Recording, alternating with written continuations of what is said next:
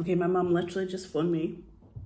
My mom, Basha Palka, FaceTimed me in the middle of this. So that's so iconic that I was talking about the time she fell in love with my dad. Or my dad fell in love with her and then she slowly fell in love with him. And it was in the Polish club in the 70s, and you can go to the location. It's on Park Terrace now. You can go there. It's next to Kelvin Grove Park. And my dad said, never in my life would I dance with someone so beautiful. But I think they did end up dancing or talking that night. And my mum said that she was having a hard time with her maths, and my dad was really clever. My dad was really good at every subject. He was trying to do fine art at Edinburgh University. He was there for many years and then didn't get to finish his degree because his dad died. And then he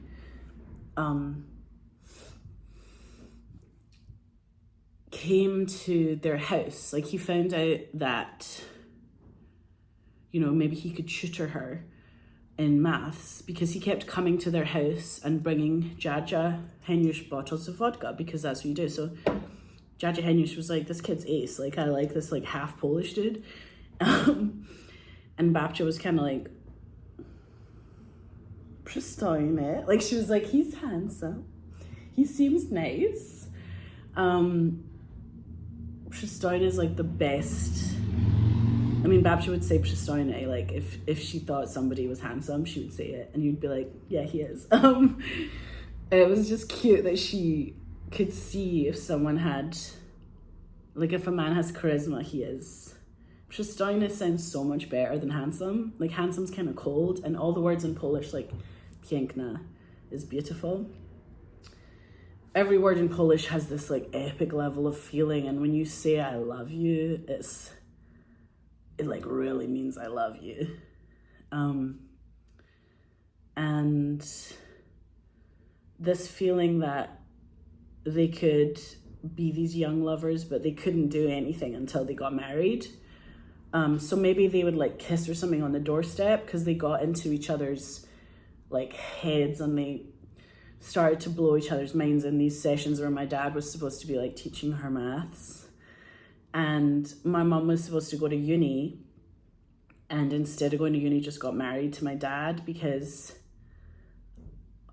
she did get married at the Polish church St. Simon's, like at the bottom of Byers Road. They got married, but it wasn't necessarily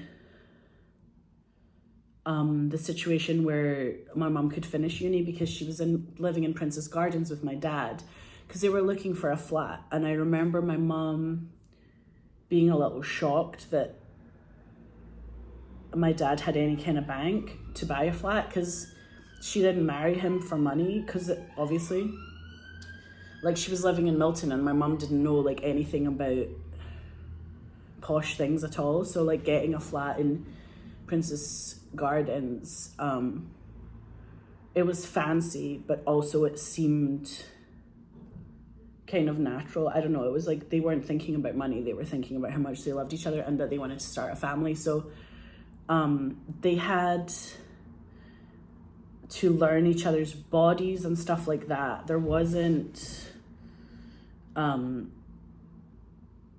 like this instant connection.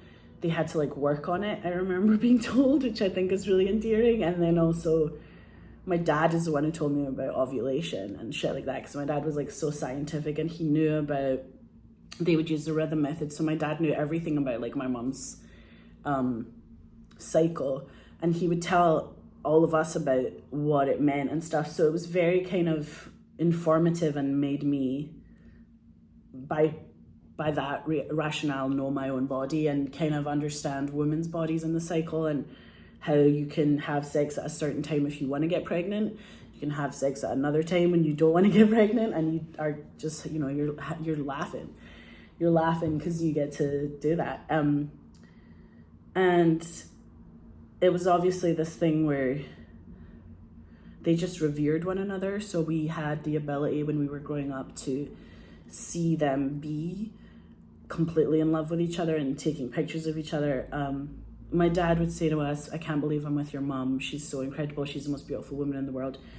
She's more beautiful than Francois Hardy. Like, look at her. And she's got such a deep soul. She's so intelligent. She makes me laugh. She's all the things. My little necklace is here. It's so cute. It's a magnet, actually. That's how it closes. He said it's not about appearance, but she's so, like, I'm so attracted to her. I'm attracted to her soul. It's not just about appearance. I'm attracted to her soul. And my dad was able to take, because he had all this money, we were able to go on these holidays. So we would leave Glasgow for 4 months out of the year. Between 2 and 4 months out of the year, we would just get lost, and we would go to Gozo. And my first holiday was in Cuba when I was a baby, and they used to call me Linda, Linda, Linda, because they thought I was beautiful. Like, all the mamas would like take me away from my mom and like show them to their moms and be like, look at this Linda baby. We would travel, and it was really before the internet, so you didn't know these other places in the world unless you went to them. So we went to Grand Cayman, Cayman Brac, we went to all of the Caribbean, we went to Saint-Tropez, we went to all of the south of France, we went to Greece, we went to everywhere that you could go, we went, basically. We would always go to Paris, like, for 10 minutes and come back. We would be part of the Polish radical activists. So we would have these Solidarność t-shirts. My mom, it would be like me and my sister. My mom would take pictures of us in the back garden or on a holiday, and then she would like send them to Poland. And that would be part of the freedom movement in Poland, the Solidarność movement against the corrupt Polish government. And there was this little annoyance, like a little mosquito in the corrupt government's like toxic body, and it brought it down, because the art of the people, their lives were in danger. Everyone we knew in Poland who was making art, they didn't have to be anti-communist, but if they made art at all, they were going to be killed. And so we would fund those people. They would come to the Edinburgh Festival, they would show their work. We saw a lot of Cantor plays, we saw a lot of gorgeous, beautiful, like the stuff we would hear, the music coming out of Poland at that time that was so cinematic. These sweeping scores that were made by people whose lives were in danger. And if you came out and you said, yo, I've made this art, or painters would say, yo, I've made this art, it didn't have to be anti-communist. It just, if they made art, they'd be they would be killed. That life or death stakes was also part of why we needed to go on these 4-month holidays, to just get a break from that and be in the water. We would go in the ocean, we would swim in Gozo. They learned to dive. My mom learned first, my dad learned second, because it was like a love language they had, to go on dives together and see these fish. And the second my sister could be old enough to do it, she started diving. I started diving like in the Maldives. We went all over the Maldives, and I had an instructor in the Maldives who was Italian called Claudio, and he was so short so he could fit in these caves. He would cave dive by going in by himself to these tiny caves and just like hold his little heart together, because you could crash or die in a cave dive at any moment. But he was so chilled out, you know. He said diving makes you a saint, and he was right, like it makes you an angel. So I was learning with these Germans and these girls who were like Swedish. They were very ethereal in the water. So when I was diving, you know, you don't like see the tourists, some of the tourists who flap about a lot under there. You kind of were like, guys, like calm down, because you're using a lot of air. Like just breathe really slowly, breathe out. The whole thing of diving is you just go, like you breathe out so slowly, so slowly, so slowly. So instead of going and you use all your air, and if you're a big guy, you use up tanks, and we all have to go back because the big guy used up his tank and he's new and he doesn't know what he's doing. Or worse, he's been on 25 dives and he still doesn't know what he's doing. Because I saw, you know, Swiss divers in there who taught me to look at coral by just like going with the currents. And if she wanted to look at something, she would go like that. If she wanted to look at this thing, she'd go like this, and the current would sweep her, and she wasn't even moving. The current would sweep her around again, and she'd just do that. And she didn't kick any of her legs. She wasn't doing anything. It was just her using the current, because she wanted to see like what was in there. Like there was a fish in the coral and she wanted to see it. And I was that level of fish myself. I was a mermaid. I was very tapped into the water. We used to watch The Big Blue. My sister and I would watch The Big Blue. We were like Jean-Marc Barr. is our ideal husband. If he never left, he always like, why does he have to leave? Like, could Jean-Marc Barr not have stayed in that film? If he stayed, then he would have been Eros, and we could have been tapped in for life. But anyway, it's very ethical, the deep blue, the big blue, the idea of going into this big sea and all you do is, and they free dive in the big blue. So it's very different than us where we have the oxygen. But I felt like I was devoting my life to the ocean. I felt like I was going to be a diver and live in the Maldives. And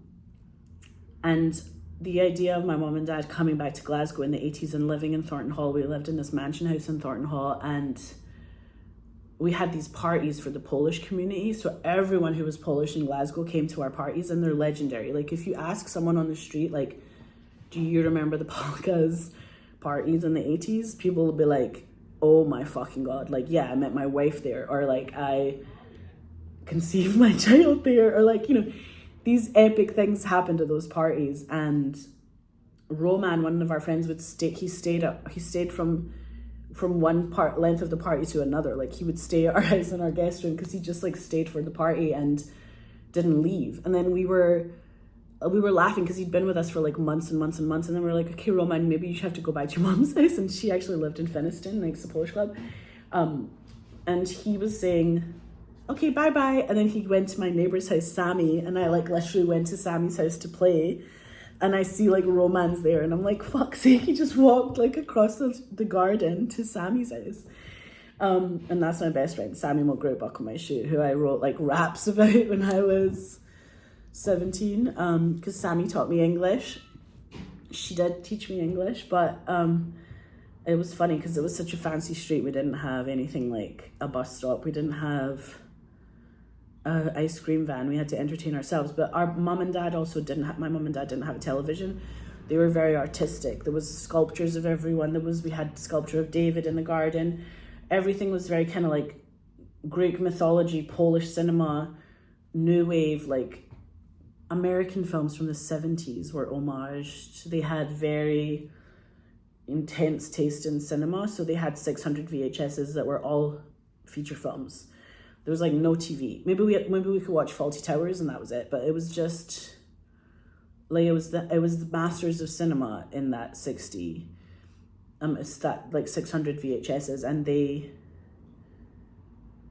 were films that like changed our lives when you would watch them, and then you would just watch them and watch them and watch them again, and they would like wash over you. You know, it was like Kanal, Vida movies. We had Kieślowski, we had Red, White and Blue. We had every film that was Polish, beautiful. You know, we had this feeling that you could be a filmmaker, and it meant something. Like, there was a language to cinema that you had to listen, that the score was part of the musical, the score was part of the like heart of the film, that films were about heart, and it was like a sweetness to every tale. And like Live Aid happened to the whole fucking world, and it didn't happen in our family until like 2 years later when we got a VHS of it. Jaja Henyush, like my mom's stepdad gave us a VHS of Live Aid, and my mom and dad were like, this is amazing, have you guys seen and heard? Like, they told all their friends, they were like, Live Aid is so good, and all their mates were like, yeah, it happened 2 years ago. So we had, like, my dad would read the newspaper and we would watch stuff. My dad would tell us about the news, but it wasn't what was epically on our TV because we only had a monitor to watch our VHSs, and we had carpets from all around the world, and we would travel on all these massive holidays. So I would always come back to Glasgow in the autumn and I would be tanned.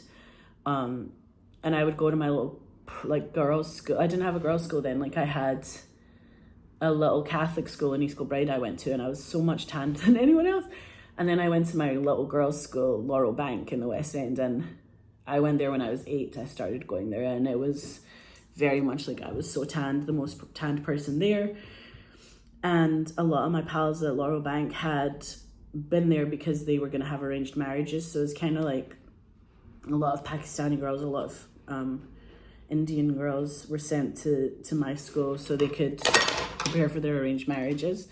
But it was very like much an entrepreneurial place, and my mom and dad really wanted us to have that feeling of like make your own business, make your own life, like create your dream, and it will be what you make money from, because art makes money. Everything we saw was art makes money. My mom was making art from her money from her art. My dad was making money from his art. So everything that they did together in work was making money. Like my mom would draw a bag on a napkin, and my dad, they made a company called Ralk Bags, because my mom went on the street and asked people in Glasgow, does Palka sound good for a bag company, or does Ralka? And Glaswegian people said Ralka sounds better. And they were going to call it Rainbow Bags.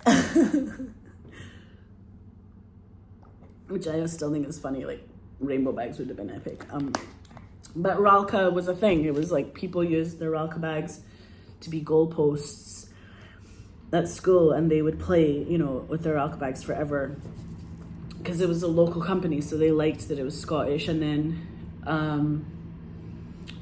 but my mum and dad would always do that, and I remember my dad would take that napkin and he'd go to China and like make like 1 million or 1 billion copies of that bag to sell wholesale, and then they would make all this money.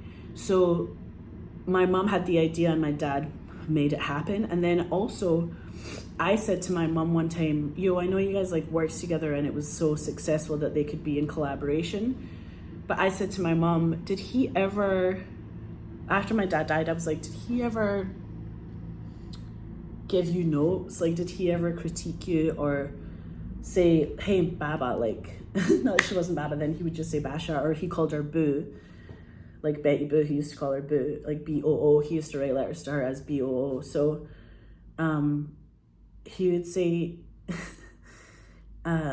Basha, like if he said, oh, if you didn't make it pink and you made it blue, it would be cheaper for us to make and we'd make more money. Or if we didn't have this strap and you had a buckle instead of a strap, or whatever. Like if he ever, did he ever make suggestions to you about the final product? Like was there a back and forth? Because in collaboration, usually you're like, you know, you make a movie and someone's like, hey, can you do this differently? Or like maybe try it this other way and then we'll see. And I think the wildest thing my mum ever said to me was no. He didn't give her any notes. He didn't critique her art at all. Like he just never did that. And I was like, so why do you think he never gave you a critique of anything or a suggestion of anything? Or why do you think, why was that the case? And my mom said, because I think he just wanted to make my dreams come true, kind of in a clearer way, and just like, that was the level of collaboration. Like it was so deep that my dad wasn't ever gonna say that judge voice. It was just, Basha drew this, so this is what we go with, and we take it and we run with it, and then we'll do it again. And they did that over and over and over again, and it worked, and they were very successful. Ralk Bags was on Kingston Street. We used to go there all the time and play, because it was a warehouse of huge amounts of these big boxes of bags. Before we had Amazon, we had Ralk Bags, and we had massive boxes of bags. And like my cousin Juliana, who's my Uncle Jackie's daughter, she looks exactly like us, but she's like 2 years older. She was a runner. She ran for Scotland. She's very athletic. She's like won every award you could win. She had gold medals in everything she did as an athlete. She did hurdles, she did everything. And she would wake up at like 5 a.m, and like my Uncle Jackie's, my dad's brother, was her trainer, and he would just kind of tell her what to do. And he kind of wanted other people to maybe run with her or whatever from the family. And I remember being like, Uncle Jackie, I'm not doing that. I'm an artist. Like, stay away from me. I don't want to wake up at 5 a.m. But she was so up for it. Like, she's very athletic and very strong. So we used to play with her in like the Kingston Street store, and I remember like drawing on the boxes that we had these houses, like windows and doors for our houses, and we'd welcome each other to each other's homes. And then by the time we came back, maybe one of the houses was still there, but some of the other boxes had been moved, because my mum's brother Peter, who was a wee boy in the like pram in Milton freezing, when she would go snog a guy, like the only snog of my mom's life before my dad. And she only snogged him. So they were both virgins when they met, but my Uncle Peter would be there and be very into it because he was very strong as well. Like, he was tall, so he had a lot of muscle and could help them out. So it was really like the family business of everybody's dreams, and that everyone had a role to play was also a wild thing to deal with as a kid. Like, everyone had a place. And then we'd all go to Baptist on Sunday, everyone would eat there, then we'd do the whole week again, and it was this like rhythm to our week that felt very organic. And growing up with Babja, she put like lace gloves on her hands, she didn't have eyebrows, so she like penciled in her eyebrows. It was that era of like, she looks like Sophia Loren, she still looks like Sophia Loren. If you look at her picture, any of Babja's pictures, she just looks like Sophia Loren. So she had this love for life and generosity, and it was very much part of what they did by having artists come to the Third Eye Centre. You know, they were mates with all these people who were helping the freedom movement in Poland, and it was very much a part of everything that we did. And then this idea that Babja was so much a part of my life with the Neds and the Peter Mullen vibes, and even with Magdalene sisters.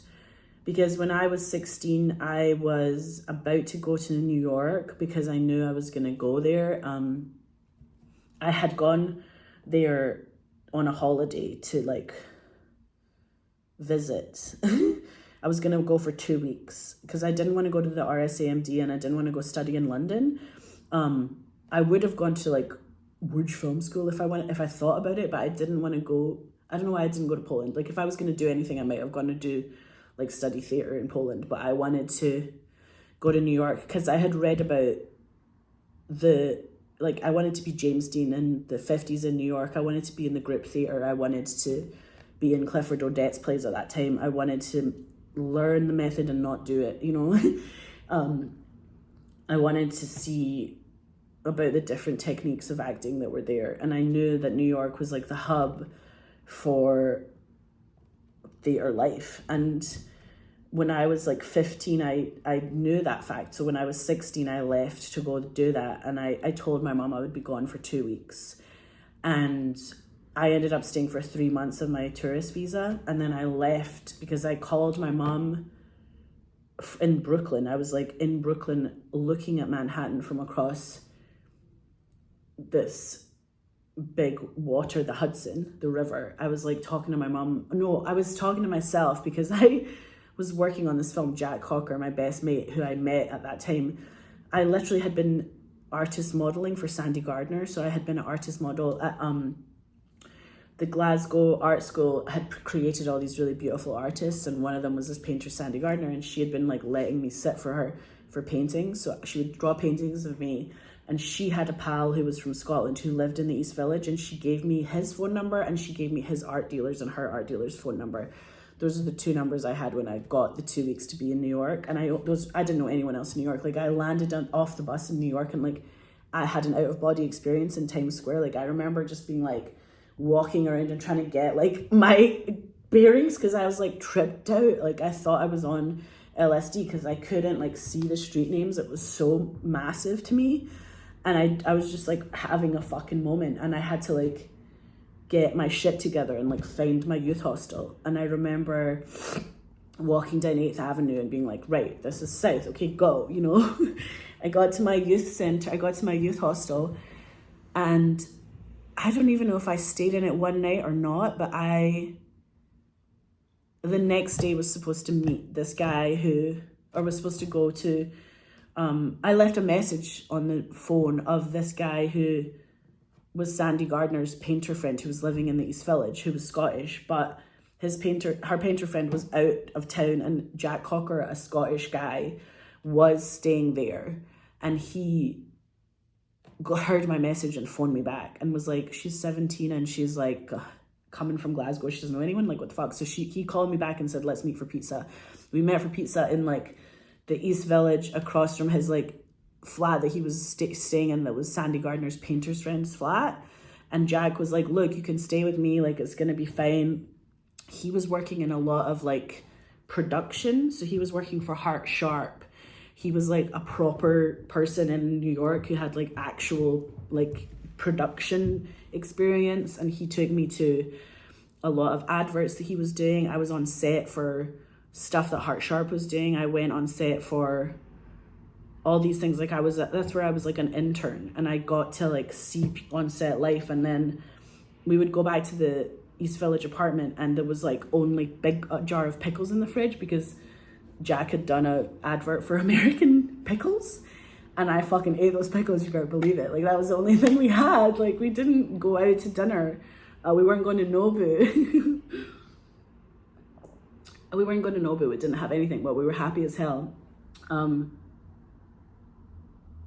His friend Josh and Jag took me on the train to Brooklyn for the first time that I was ever in Brooklyn. We went to like fucking Josh's place, and it was very mind-blowing for me. Like everything that happened when I was like 17, 16 at that time. I was 16 and I was like a child, but also so emotionally advanced, so immaturely or like prematurely mature because of all the stuff that was happening with my family. And I felt like this is my life dream. Like just to be walking around New York was like enough. And be like, oh my God, this is where all the greats of theatre walked, you know? Those streets of dreams coming true, and that feeling that your dreams can come true fast in New York. And that's what happened to me. They came true fast. If you just like are open-hearted and like ready for your life to start, that's what happened to me. But I knew that if I like went back to Glasgow after that 2 weeks, then I knew it would take me like another year to get back to New York. So I wanted to stay for the 3 months to find a place to study acting and theatre. So what happened to me is I was working for a film as an intern, and I was supposed to like bring a package to them. And while I was picking up this package, before I went back to set in Brooklyn, I was looking at Manhattan, and it was magic hour, and I was looking at Manhattan, and it was that time where everything in Manhattan is electric rose gold. It's this warm light that cinema's tried to capture for the last amount of time that we've had that city, and you cannot even capture it on camera. It's so beautiful in person every fucking day. If they call it magic hour, because every fucking day it happens, and you just go, what the fuck is this bliss light I'm being like held in? And it was like the angels calling. And I said to myself, if I leave to go back to Glasgow on my flight, it was a Friday before the Monday I was supposed to fly out. If I go back to Scotland and I hang out there, it's going to take me so long to get back. I just want to stay until I found a place to study. So I'll stay the tourist visa out. I'll stay for 3 months. So to call my mom and to tell her that at that time, it didn't go down very well, but also, do you know what I mean? We have Babcia Bronia who left Poland at the same age. We had to come to Scotland. We have my mom who left everything she knew to go be with my dad, and like had the best life had the best life anyone could have ever had. Like she had a heaven, she had a paradise with my dad. So I think my mom knew that I would be okay, and it was just like woman to woman, she was okay, but also it was difficult. Like in the moment, she was like, oh my, I have to like not go pick you up on Monday at the airport. Okay, so it was kind of not necessarily, I don't know, she wasn't going to say don't do it, but she wasn't going to be like, I'm cool with this, you know? She just kind of like accepted it and also understood it, but also it was very kind of brave of her and of me at the same time. It was like we were both being brave on the phone, and I was like literally a phone box, and I remember the phone box in New York, and I used to always pass it and be like, that's where I told my mom I was not coming back to Scotland. Because she thought I was in New York for like 2 weeks holiday. Do you know what I mean? And then I phoned her and I'm like, yeah, I guess it's going to be 3 months. And then that is the time where you have to do radical choices in your life. When you're that age, you need to make decisions that are brave, because you need to know who you are. You have to figure it out. And if you don't figure it out at that age, you never fucking will. And it's a shame, because everyone has a dream, and if you can make it come true early, then I think it makes your life a little easier. If you set high standards for yourself early, then you are kind of gonna have to live up to them or something. So I don't know what made me stay. I think it was an instinct that I knew I was gonna be okay, that I knew New Yorkers were gonna be fucking nice to me because they'd been nice to me so far. Like, the Scottish accent gets you away with so much. They love that shit in New York. I mean, like, they're very, very welcoming. So I did stay for 3 months, and I worked on a lot of very epic movies, like, as an intern. And then I also went to every part of, like, I went to NYU and I sat in on their experimental theatre wing, and I got to see people be, like, incredibly wild and wacky and go with it and just, like, be in the moment. And I was enamored with the experimental theatre wing. Like, I am the experimental theatre wing in New York. And at Tisch, and I felt like they were going into this place where they were singing "Summertime and the living is easy," and they would, like, do this, like, crazy version of that song, and each of them would have a different interpretation of that song. And that's all I remember, is that they were off the charts, like, just doing whatever the fuck they wanted. And I was like, those are my people. And then if it wasn't for, I sat in and this is what I was going to do. Like, the whole point of me going there was I wanted to devote myself to the actor studio. Like, I was like, I am a method actress. I can cry at any time. Like, I could cry. If you were like, cry right now of this eye or cry out of both eyes for the next 4 hours, I could do it. I could cry for 12 hours in a scene. Like, I don't care. Like, I can cry on stage the whole play. I'll cry from, I don't know, like, I could cry in any way, at any angle, for any shot, in any size of, like, in any size of lens that you have in my face. I'm gonna cry. However you want me to cry, I can do it. But I also felt like I was there because of all the stuff I had read about the actor studio, and I was there to devote my life to the theatre. So I literally went into the actor studio age 16, straight off the bus from Glasgow, and I was like, straight off the BA flight, British Airways flight from Glasgow, and I said, "Hi guys, I'm here to devote my life to the theatre." And they said, "No, this is a graduate program. You have to get a degree and come back to us." And I was like, that is fucked. Do you know what I mean? Like, I can't believe that was their reaction. And I just wanted to be, like, even if they said, you can be an assistant, or you can be a stage manager, or you can be an intern here, like, come in, like, come on in. But because they said that to me, it felt very hoity-toity, and I didn't like the exclusive feeling to it. Like, it felt like the opposite of what I was looking for. I was looking for a community where I would be welcomed, and I could have me collaborate with people and have it be 1 + 1 = infinity. And I felt like I sat in on every class. You know, I went to HBO Studios. I went to every class that you could go to that was an acting place in New York. And then when I went to Atlantic because a friend of a friend, like, all the Tisch kids knew different people in different studios. So I could say to the experimental theatre wing people, "Do you guys know anyone in Atlantic?" Or they'd be like, "Yo, we have these friends who are going to Atlantic Theatre Company in Chelsea, and they're doing more like Meisner stuff." And I sat in on their classes. The first class I went to was Josh Pice's class. It was, like, in the morning, and he got all his New York NYU kids to, like, run around and pretend to be gorillas.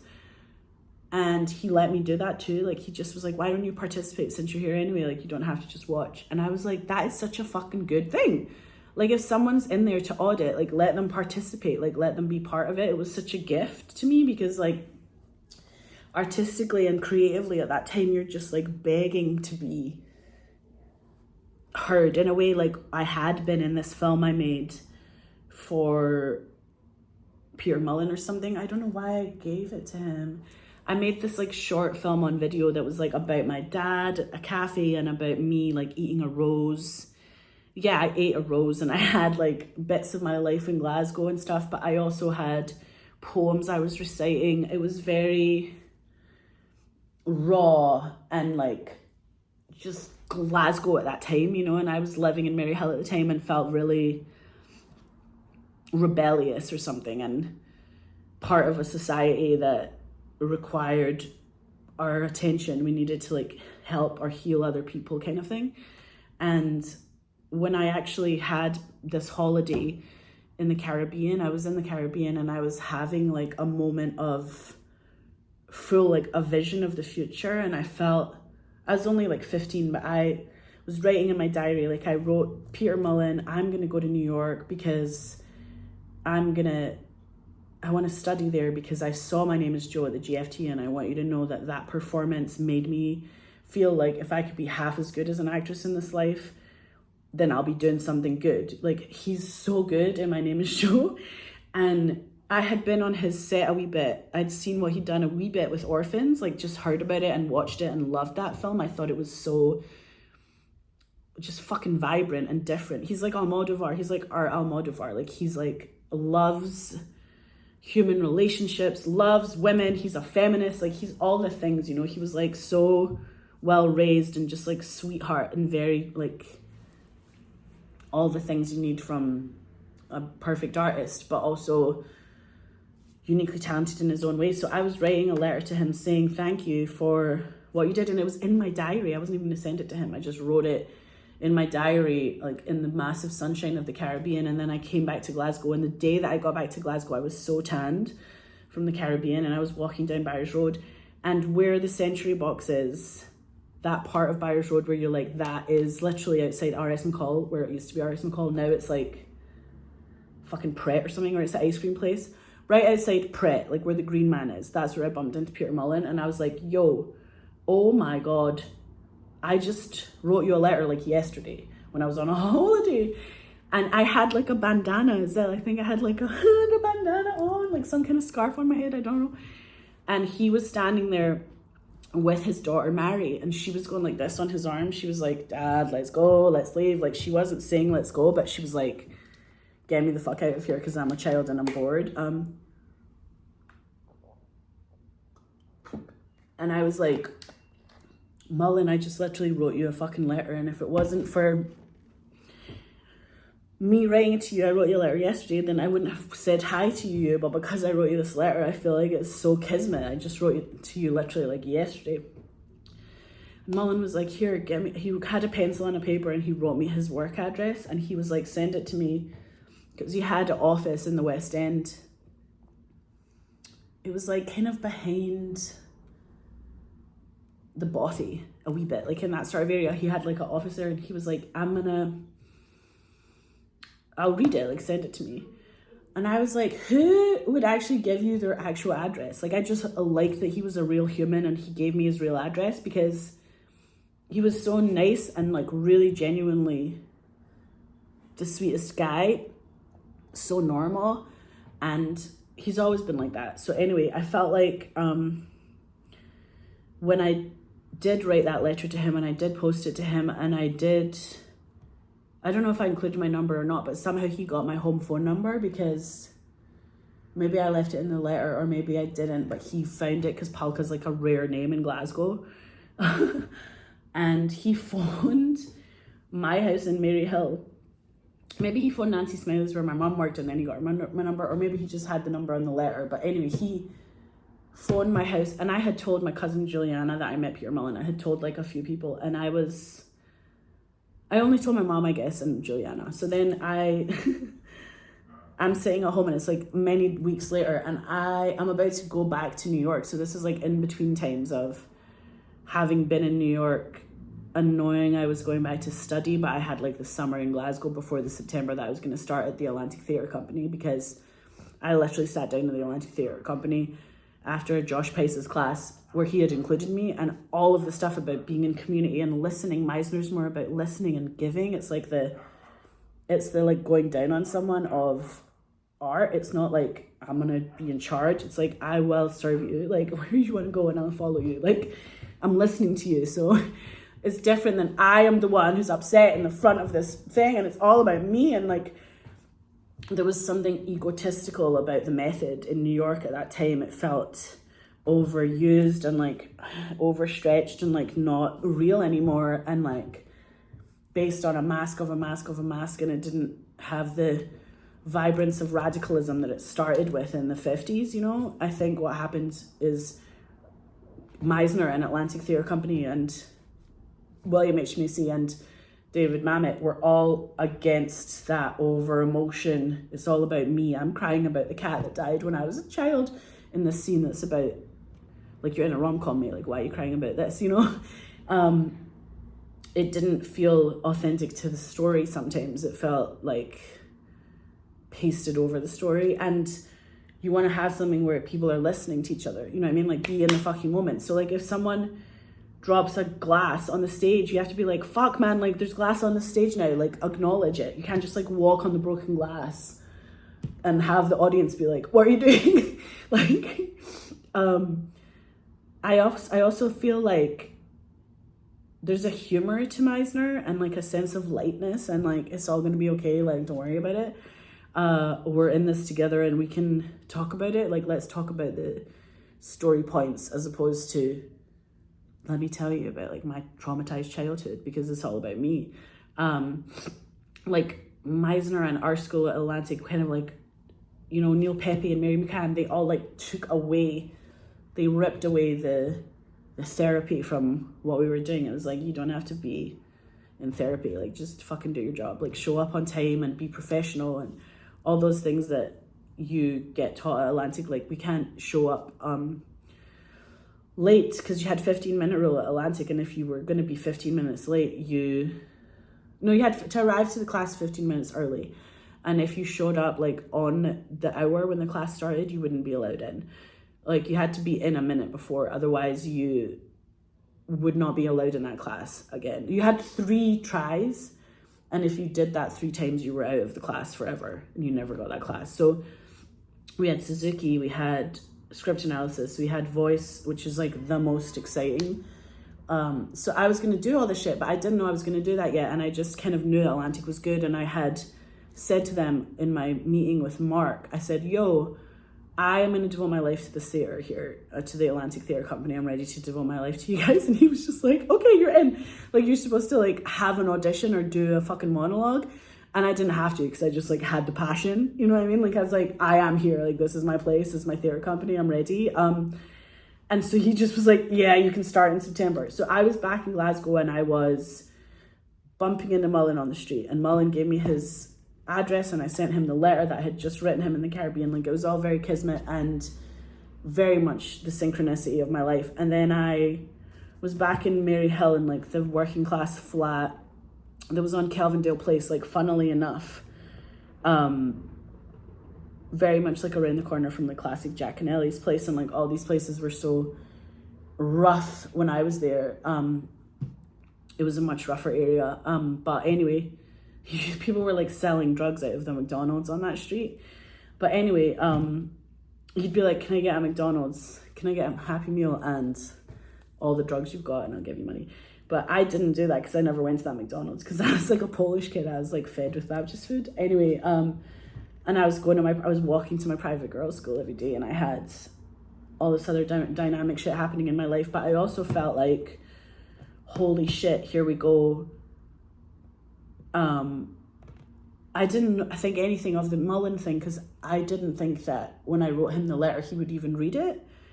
Genuinely didn't think about it. So I wasn't thinking about Mullen at all. I was probably like watching, what was I watching at the time? I was watching some like epic, I would watch Rumblefish a lot. I just fucking loved Rumblefish. You know, if you're in like a council flat, you got to watch great cinema. And some of the people with the best books I've ever seen in my fucking life were in like council flats in Maryhill. Like the people with the best fashion who had like couture up the fucking ass. I was like, what the fuck is this? The most stylish people were like from Maryhill. I saw someone in a duffel coat, you know what I mean? And I was like, Jesus fucking Christ. Like, I don't know, like that idea that people don't dress well in working class neighborhoods is such bullshit, or that they're not well read, or they don't watch films is like such fucking bullshit. They know more shit about everything than the rest of society. Like, if you want to know where the actual real like intellectuals are, they're there, because they're not just geniuses, but they might be like self-taught, they might be outsider artists. Like, you don't fucking know. So like, don't ever judge areas by the idea that they're working class.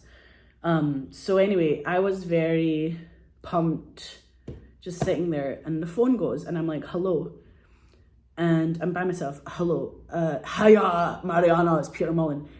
And I was like, yeah, Juliana, shut the fuck up. Like, Juliana, my cousin, my Polish cousin, I was like, don't fuck with me. Like, I told you about Peter Mullen because it was like a secret thing. Like, it was like a private thing. It was important to me. Like, don't make fun of me. Like, stupid. Like, Juliana, shut the fuck up. And it was just me swearing to Mullen, I think, and him being like, it is actually him.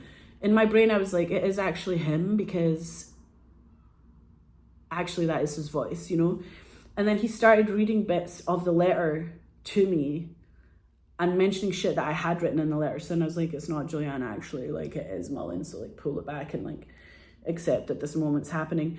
And then we spent the summer I met him for a drink in Cottiers the first time. No. Clutha. No. Curlers. No, like, what is the place across the street from Ubiquitous Chip? Like, that wee place in there.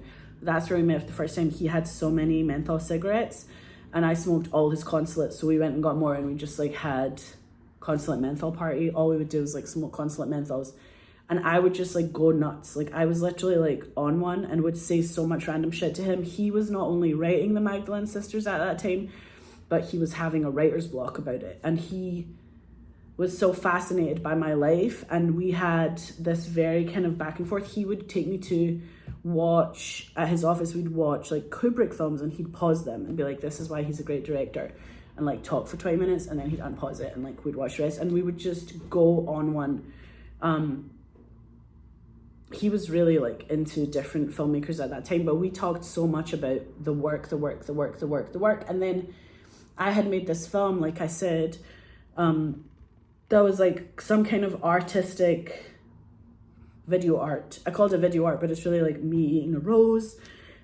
That's all I remember I did in there. And like, I know there was stuff about my dad in there and like random things. And then Mullen watched that, and he said that somehow that helped him with his writer's block, because he also went to Babcia's house. And if you go to Babcia Bronia's house like enlivens it warms you up, it like makes you feel creative, like it makes you feel like you can do anything. Like she was like, Peter Mullen, I was like, Peter Mullen's coming like to eat Polish like Sunday lunch, and it was so cute. And Babcia gave him so much shit, and then he was like eating all this food, and then she was like, Peter, leave the door open, because like, just leave the door open. And Mullen was like, oh, okay, because is that a Polish thing, like to leave the door open?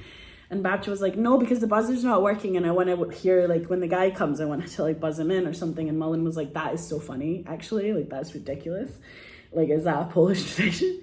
But they were like best mates. Mullen and my granny, Babcia Bronia, were each other's like besties. It's so funny because whatever he needed from like the female vibe of like radical thinking, anything can happen, magic is in the air, that thing happened. He was on the south side, like he was in Babcia's place on the south side, like near, Babcia used to live in Aikenhead House, and then she moved to like Crawfoot, and that's where he was when he met her. He was in her little flat in Crawfoot, and she was just cooking like as if for a banquet that we were all eating every week. And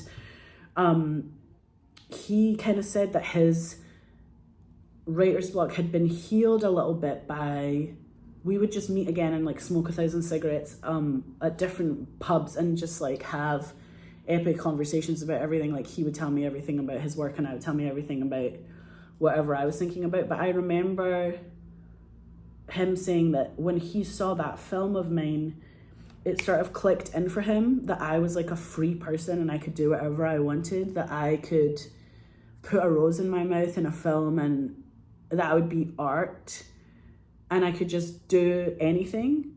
And I wasn't in a Magdalene house.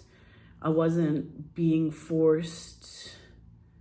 That the thing about me that's unnatural, like the thing about those women that was just themselves being natural, like they might have been pretty or they weren't pretty. Either way, they got put in a Magdalene house because they were pretty or they weren't pretty, and the town had talked about them because they were a slut or they were a dog. You know, it was like these things where they had these reputations in their little towns for no reason, because someone once said something once about them as a passing comment that was like a joke or not, but a priest had heard it or a nun had heard it, and then that was them sent to the Magdalene sisters or the Magdalene houses for their life. Like they were these like women who had been put in prison for nothing, like for having these prison sentences for nothing, for doing absolutely nothing wrong. Like if you had that natural feeling of just being an individual, that was not just frowned upon, but that's what you were sent away for. And therefore he totally took that and ran with it and made Magdalene Sisters about that, instead of having this writer's block where he felt like, how do you tell the most painful story of all time about these women who have been raped, abused, had their lives destroyed, had their lives taken away, like shamed, sexually abused in the Magdalene houses. And then like the saddest part of that film that I remember is when there's an open gate and they don't even want to run away, like that they're so imprisoned that they can't even like just run when they see an open gate. That is the hardest part. And so much of the film was Mullen he was questioning at that time as an artist, like, how do you put something that is so awful, the Magdalene houses, it's so significant. There was all these like things about sexual abuse in the Catholic Church at that time, and Mullen and I are both Catholic, and the Catholic guilt and all those things. But if you are trying to make a film about the most tragic thing that's ever happened, how do you actually do that in an hour and a half? When you, like, how do you make that point of that? When you can't even, like, if you spent a lifetime of just documenting it and like being a documentarian and being like, this happened to this person, this happened to this person, when it's so many people's lives and it's over so much time, it isn't just like one generation, it's like over generations in the Catholic Church. How do you put that into a film and have an honor, have like the people who really had it happen to, have them feel that it's honoring them? How do you do that? Like, that was his pressure. So of course he would have a writer's block, because how do you actually fucking do that? Like, we're still asking that question. And Mullen answered it with the Magdalene Sisters, the film, but also he had to accept that you can't necessarily, like, you can homage it and you can honor it a bit, but you can't necessarily honor all of the stuff that happened, because if you try to honor the stuff that happened actually, that's what you would have to do. You'd have to devote your life to just being a documentarian and write a book about it every single day and just talk about how awful it was for the rest of your life. And even then it wouldn't come close to explaining the magnitude of how difficult that was and how horrible it was, how actually evil it was. So not only did he shoot the film and it all went well, but he did put something in there where you felt like only, I for some reason always felt like only a Catholic man could have made this. And not only did they have it come out, but it came out, it was so well reviewed. And the Vatican, when it came out, said that didn't happen. The Magdalene houses is a fantasy. Nobody ever really had those. They weren't real. And this is just like a narrative. It's just a drama or something. It's made up. It's like made up for cinema. They went from that statement to the next statement because it got like really good reviews, and it made so much money internationally, and it like was a radical film of the ages. And the performances, like, you just like, oh my fucking God, these performances are like, oh, so good. So then the Catholic Church, the next statement they said was, it did happen and we're sorry. And I feel like in our generation, we have these like two statements next to each other, being like, the Catholic Church altered its opinion, saying, actually, we know what happened and we're sorry, versus just being in total fucking denial about it. Because it was a horrible thing. And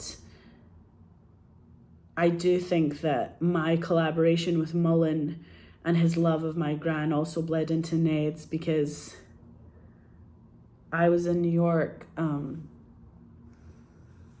doing all these plays, and I got all this like joy from being on the stage at the Atlantic Theatre off Broadway, and I felt like all these wonderful truths were happening to me. Oh my God. And then, Jesus Christ, then I just love how shit falls apart all the time.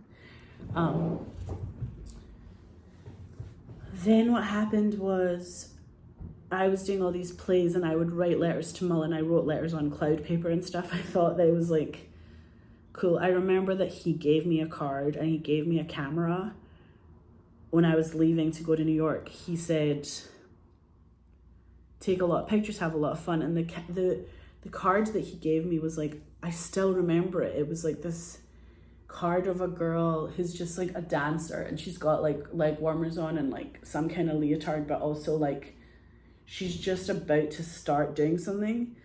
And it felt really, the anticipation of you going to a place like New York for you to devote your life to the theatre, you know, for Scotland. It all felt so this atmosphere of anticipation, and like you're about to go on the stage and all those things. And so when I was playing Molly Malloy in the front page on the Atlantic stage, I remember that same feeling of like doing it for Scotland and having energy, because of course this is what you're gonna do. And every show I did it differently. So sometimes I would come, and she only has 2 scenes, and she's in a, like everyone else is in like a rom-com, like a comedy, a slapstick. It's almost like it's so fast-paced and funny. And then she comes in and she's like the heart of it, and she explains that these newspaper guys are writing about her husband, or not her husband, but like her dream man, who is totally innocent, and they are the ones that caused him to go into jail. They said he's the one who did this murder when he didn't, and he's totally innocent. And maybe she's a prostitute, but she knows at least that she didn't put an innocent man in jail. So she's like more ethical than they are.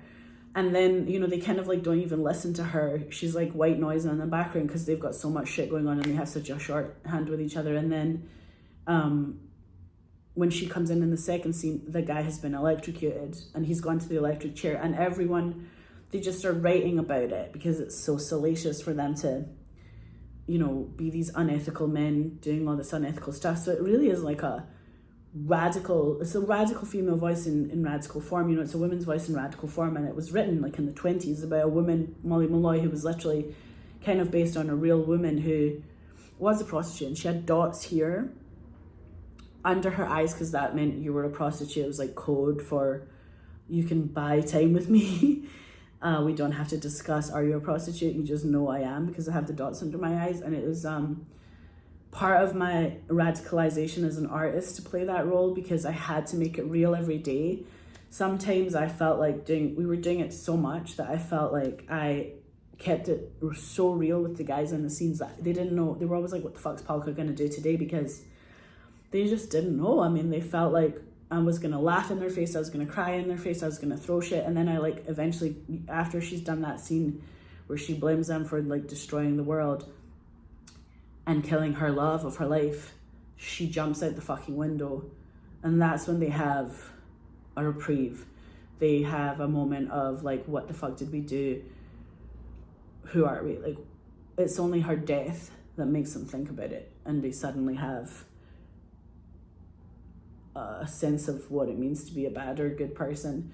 And Molly Malloy was from Dublin. She's from where my granny's from. Like, I was very, like, my whole family is from the same street in Dublin, and the family have been there for generations and they didn't move. So that feeling of what it means to be Irish, I knew how to do that. I knew how to bring it to the stage in a real way and have the accent be authentic and pulled from reality. And then I remember always jumping out the fucking window and landing on a mat and the stage manager always standing there and going like that to me, and me going like every performance, like looking up, and having had this like crazy moment, then I would just go to the dressing room that we shared at Atlantic. It was so cool back in the day. You just had your own dressing room, like before they redid it upstairs.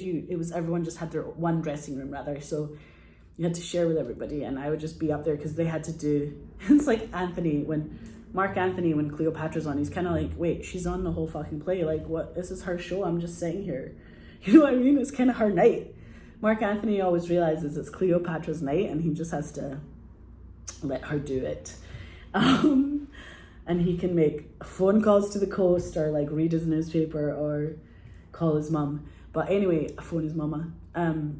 I was very enlivened by that performance. Like it felt like life-changing to be able to do that, especially in New York, and have it be so well received. So then it was like the American dream came true for me so fast. And then I also had my dreams, personal dreams, come true so fast. Like I was like, I want to die on the stage. I want to die on the stage, an old granny in New York. Like I want to just be in the theater and like die here and have a one-woman Hamlet and then die. You know, I just had this feeling that this was me doing exactly what I was supposed to do, exactly at the right time for me and the rest of the world. And it felt very creatively rewarding, to say the least.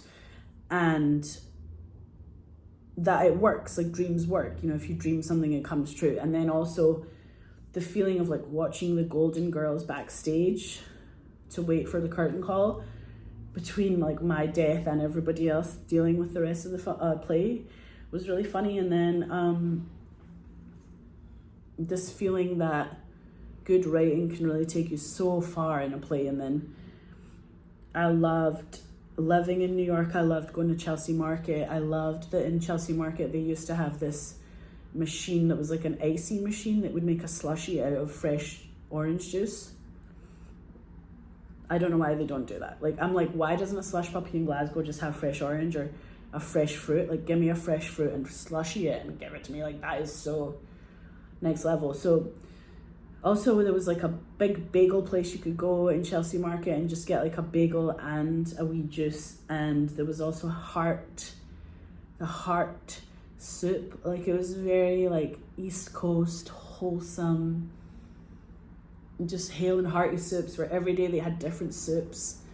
And you'd just be like, oh my God, like the food in New York was epic. And I used to work at Rice in Nolita on Mott Street. It used to be like 11 different kinds of rice, and I was a rice girl. That's what you called it when you worked there. So I would just like do the takeaways, and I was so fast.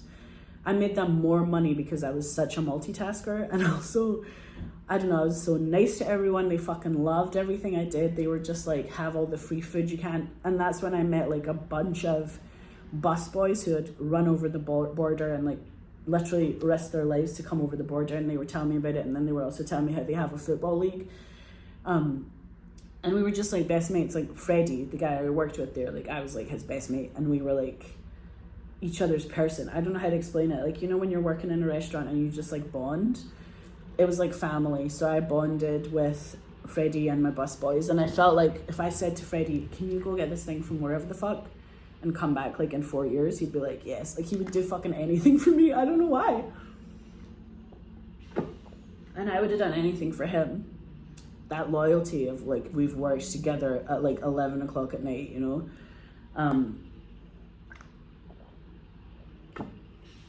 You do these like graveyard shifts in restaurants sometimes, and you have to like just be like, oh my God. And also I remember at Rice, they demanded that the dollars were all turned with their face up.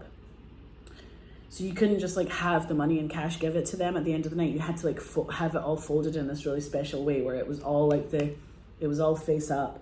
That felt so American to me, and so like, you better fucking sort the money, like do the cash right. Even like respecting the cash was so good. But before I worked in Rice, I worked in Sweet and Vicious, and I was working in Sweet and Vicious as a youngster. Like, I was a child, and I was making so much cash.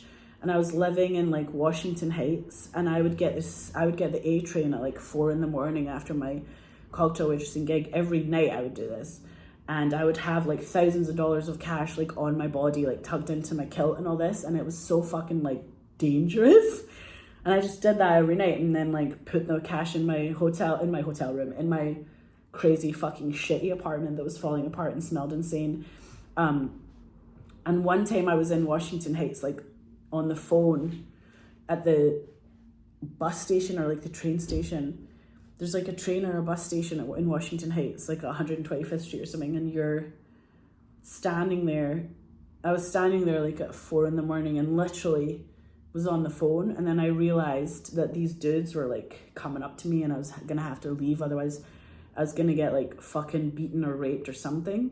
Like it was a bad vibe, and I had to run away like for my dear life, and I ran like my life depended on it because I knew I was gonna die or be raped. And then there was a door that was like an exit door that I pushed, and the exit, I thought it was gonna be closed, and it opened, and I was suddenly on like some random street like in the middle of like Washington Heights, and I had to like run home to my house, to my flat. And it was still like I had all this cash on me. I didn't really care about the cash. It was more about like my body and like being killed, being murdered, like being another like dead girl in New York. I was like, this is so fucking scary actually. And then, but it was years into my staying there that this happened, so it was weird. And then the second after that happened, this like tiny dude, I'm so sorry to say, he was so tiny and he was so scary looking and so little, and he said like, "Mommy, I want to fuck you," or something like that. Like, he said some horrible thing to me, just like catcalling me on the street after that. And it was like the second after that had happened, so I was like in a state of like, I'm gonna die. So I fucking screamed at him, and I was like in so Glasgow, and I was like, "Are you fucking serious? Fuck off!" Like I was like, no, I said, "Who the fuck raised you?" Like immediately I was like, "Do you have a mother? Where the fuck is your mom? Your mom would never want you to talk to a woman like that." Like I said fucking crazy shit to him, and I just like screamed. He was so scared of me. Like I fucking screamed at him for like so fucking long. And then like I ran into my flat, and it was like 5 a.m, and I just like lay there, and I like woke up the next day still with all the cash on my body, just being like, all right, we have to adjust our timetable or something because we can't keep doing this. And I was still doing plays at Atlantic, like on that stage, and I still went to school there, and I was doing their 2-year conservatory program, and I got to meet Kelly Moore, and I got to like do viewpoints with her, like Anne Bogart-esque, like City Theatre Company level viewpoints that we all learned. And if you as an actor ever do it, you give up your ego. No one is there for themselves. You're just like listening visually. It's almost like being a dancer or being part of a flock of birds or something. Like you're not even a person, you're just you're just energy on the stage, and you're just giving your life energy to this other purpose, and you're not even it's not cerebral, like you don't even know what it is all about. It's just like you're there for the moment. And I remember having to stand and stomp for 5 hours and go like, I'm here, I'm here, I'm here, I'm here, I'm here, I'm here, I'm alive, I'm alive, I'm alive. It's this song from Tadashi Suzuki where you have to stomp, and it's so painful to stomp because you're like crouched down. You're like in chair pose, but you're also like marching, and everyone else is marching on the stage, and you're all in pain, and you just don't want it to continue because every second is painful. And then when you stop, when the music stops after like 5 minutes of this madness, you all have to lie down on the stage as if you're dead. Or you have to find your way to the back of the stage, and you all lie down in the back of the stage. And then there's another song that's like a 10-minute thing that you need to take 10 minutes to get up from the ground and eventually like stand at the same point in the song every day, and then you walk to the front of the stage very slowly.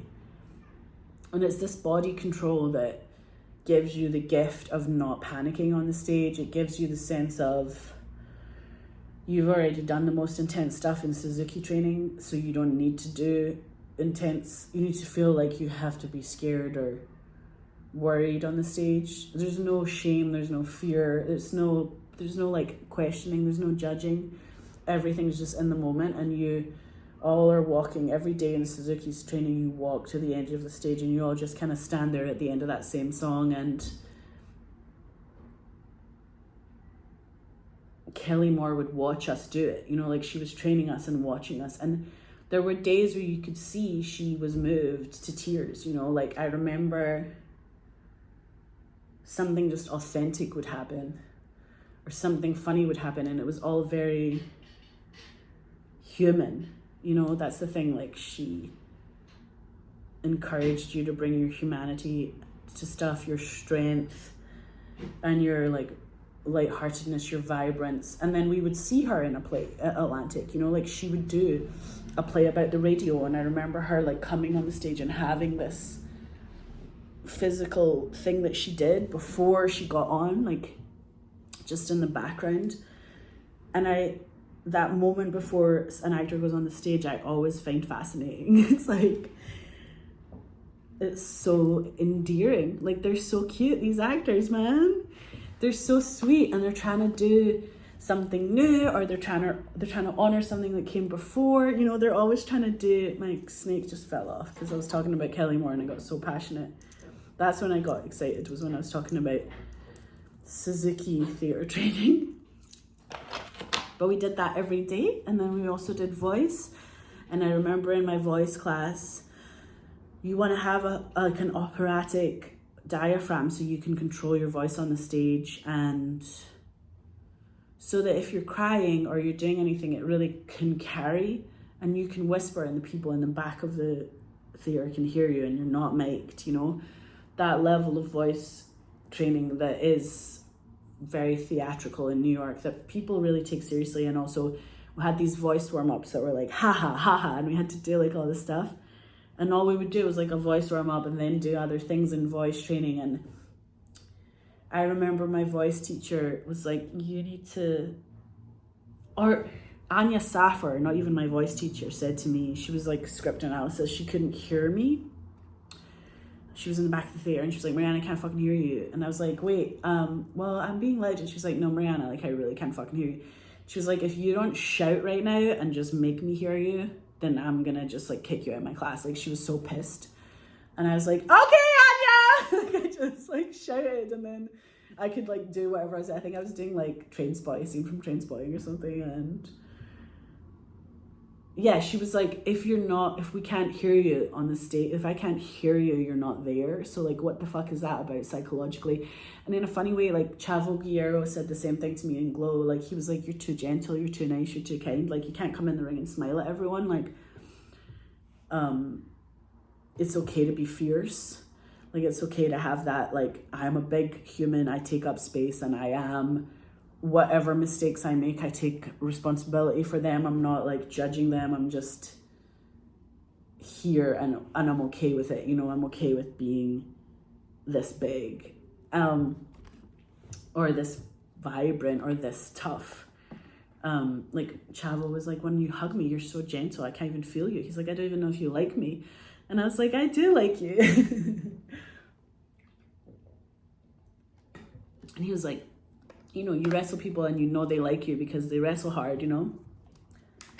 And he was like trying to teach us what being a hard wrestler is, or like what it means to be ring hard, you know.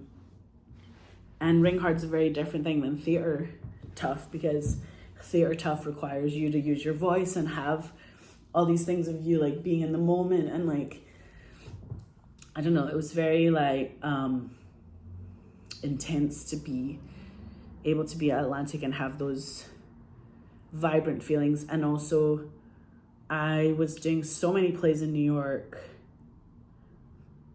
Then I moved to LA because I wanted to save money and I wanted to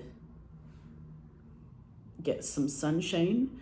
Like, I visited LA and all my mates who were there were so artistic, and I saw like America Martin, and she just was like artistic, like this artist woman, like creating stuff in LA that would have been hard for her to do in New York because she had so much space. In Los Angeles, she had like a whole floor, a whole block of like, it wasn't just a floor, it was like a block of a building in Echo Park for her studio, for her art studio. And I was like, everyone should have that. Everyone should have a block for their thing that they're doing. You know what I mean? Like, each person who's an artist can have an area in their community where they're doing what they're doing to make their community better. And she even got a grant literally from California, saying this chick is beautifying the neighborhood. So she gets a grant that helped her get that place.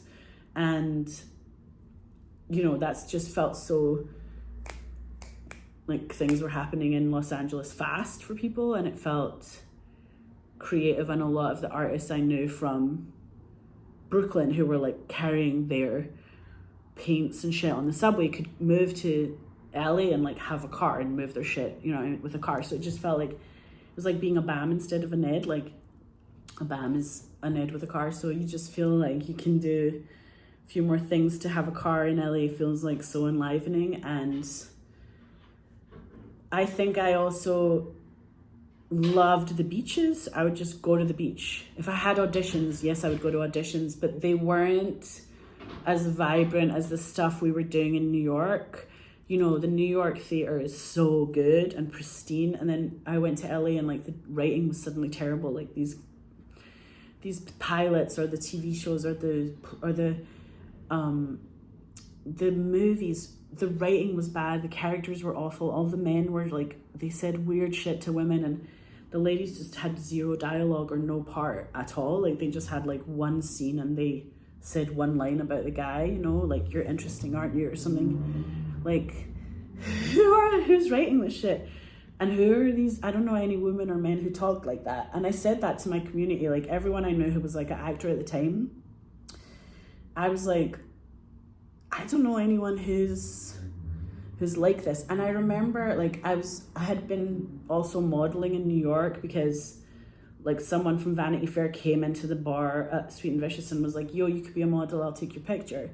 And I was like, yo, yes, okay. No, I said no, I said no, because I thought that was superficial or something, or I'm an artist, you know, like I'm a fucking actress, so don't talk to me. And I think what happened actually was, it was a way for me to get my visa. It was a way for me I got an H1B1 visa, I got to stay in the country, I got to do all this stuff that meant I could pay taxes, like I could do all this stuff that was legit in America. And yes, my friend said to me, so you're waitressing until 4 a.m. at Sweet and Vicious for the art of it? Like you're an artist, so that's so artistic that you're like risking your life on the subway until like 5 a.m. Like, why don't you just not do that? And like, that's also artistic, you know? And I was like, good point. So I'll just do the modeling instead of the cocktail waitressing. And I kind of felt like I could go to these runway shows and like, it was like, I remember it was like Valentine's Day and all these models had like stripped their vaginas into like shapes of hearts. And I was just like, I would never do that. Like, that is so fucking painful and disgusting. And like, this is gonna have to grow back and all this stuff. Like, you need your hair there for like, Cameron Diaz is correct. Like, you need your hair there for health reasons. Like, I don't know, like, guys, let's not like go too crazy. There's a bit of self-mutilation about it, or I don't know what it was. It felt a little too much to me. And I was kind of like, where are my artists? Like, I came out as a director as a reaction to that, because I was like, I need to fucking just be an artist 100%. I can't like do this thing that felt, modeling to me in New York at that time felt like dealing with very superficial people. I don't know, it's not always like that. And even Peter Mullen said, look, it's hard to be Kate Moss. Like, Kate Moss makes that look so easy, and it's not easy at all. And I was like, I know, but also like, it just wasn't my field of love. Like, they took away my eyebrows and I don't even have an eyebrow anymore because they still poked me. Like, they poked me in the eye and like ripped one of my eyebrows off before one of the catwalk shows, and I was like meant to walk after that. And if you're an actor, at least they don't like shove a fucking like mascara brush in your eye, you know, aggressively. They won't do that. They'll be like, hey, what do you think of your character? And they'll talk to you and ask you stuff, and they treat you with a little bit more respect. So I remember feeling like, I don't want to, like, I was objectified, so I don't want to objectify anyone. So let me like direct the shit out of everything, so I can like create like a culture and like a community where we're none of us objectifying each other, and we're all playing parts that are fully formed characters, because I wrote Good Dick. So here's this fully formed group of people where men talk about women, and it's how they talk about women that I've heard before. You know, it's not like, it's not like a Matthew McConaughey rom-com where the ladies are like so fucking insane that they don't even look like humans, and the men aren't based on real people. They're just like an idea of something that's too sweet and like saccharine, so you can't even digest it because it's too sweet. And it's a shame because this is the nation that gave us John Cassavetes, Jenna Rollins, Martin Scorsese, his editor. You know what I mean? Like, you just kind of like, mean streets happened. So let's acknowledge the fact that straight time happened in this country. Like, you know, you had a prison film where you're just literally talking about the 70s, 50s lens where they used to film these ladies with real hair, no blow dries, and just like their real faces. You just go, oh, you get to salivate. Like the love scene in Straight Time, you get to salivate in the fact that America was this good and men and women are this interesting. You know, like Robert Redford, when I was going to Sundance, always said he likes women, he likes working with women, he has a respect for them because they're going to say something, they're going to collaborate in a way that men never will, you know? And men are the same. Like, women need men. We can't just be like in a group of ladies being like, so, you know, let's do something else. Let's think of something else to do. I think that at my pinnacle in New York, I felt that feeling of, regardless of anything I was or anywhere I was, like, it didn't matter where I was from, how tall I was, but I was an artist. It was like, go. You get to do what you got to do because it recognizes you. So I felt like I had to make that happen in Los Angeles, even though it wasn't necessarily in the water there, but I could bring my own bottle of water, you know. And it came out of this aggressive reality where I had seen so many people go on these horrible auditions, and I'd been on horrible auditions, and they said, you know, she needs to wear a push-up bra next time, or she's too tall, or she didn't get the part because she, like, more lip gloss, not so much lipstick or something. Like, these very, very stupid statements that casting directors should never say. And if you don't want to hire someone, you don't have to give a reason. Like, just don't fucking say anything, because if you don't want that person, you don't have to be like, she was too this, because then it's so objectifying, and we're not a meat market, do you know what I mean? It's not like an actual factory. We're actually human beings, and we have souls, and we want to make work that's life-changing. We're not here to take part in something that's going to objectify us even more. So I had written this like thing that I thought was a short that became a feature. I wrote it on Word first, and then Nick Town was like, Mariana, you need to get final draft. And I was like, oh yeah, okay, I'm a writer, I'm gonna get final draft. And then I put it into final draft, and I went to a party at Ione Skye's house because there was a film that my friends, like my friend Daphne Javich and my friend Catherine Waterston, were doing a film called The Babysitters that Cora and Jen were producing. So I met Cora and Jen at this party at Ione Skye's house, and they said to me, what are you doing? And I was like, I'm a director, I've got a script I'm doing, and I'm gonna act in it, but I'm like looking for producers, or I don't know what the fuck I said. And they said, I said, well, why don't you give me The Babysitters and I'll read that, and you guys read Good Dick, the script, and then we can give each other notes. And they were like, okay. So on the phone call where they were giving me notes, they were like, we would give you notes, but we want to just, before we do that, just say we want to produce it with you. And I was like, that's cool. So then they were the producers, and they said all this cool stuff about it. They said they wanted I was doing a play in Santa Barbara, and I was living in a motel next to the beach, and I was doing Dublin Carol, and I was getting my equity card. And I had written Good Dick like in the February, and I'd met them in the spring, and this was the summer. And they said, Mariana, we want to like foreshadow the sexual abuse a little bit. Like maybe there's a phone call from what ended up being Tom Arnold's character, my father, in Good Dick, and they were like, maybe we foreshadow it with like he leaves a voice message for her, or he's like not just got his people come visit once, but they come visit again, or there's some way where we see him, the sexual abuse is foreshadowed. Like they were like, we want to see his effect on her again a little bit more, like in the middle of the film, so it's not just it comes out of nowhere at the end again. And you know how you hear a note and you go, okay, and I knew what they meant, and I knew they were correct, that we needed that to add that to the script, but I didn't want to use their like suggestions. Not because I was like a rebel, just because I wanted to do something that fitted what the vision was. So I was like, right, what is going to make them happy and receive their note and give them a thing where I can be like, I take notes, you know, and be able to work with producers, as opposed to I don't take notes, like, because that's not helpful. So, and they're so correct, like I knew they were right. So I was just like spending the whole summer like doing this play in Montecito, and like going around and getting like this, fucking hell, there was this amazing salad across the street from the Ensemble Theatre Company. I would get this salad every day that was sounds crazy, but it was blue cheese and pears and walnuts, and I every day still think about that salad. And it was like a play about her dad. Dublin Cattle was like about her dad, and I was like, oh my god, this is so cool.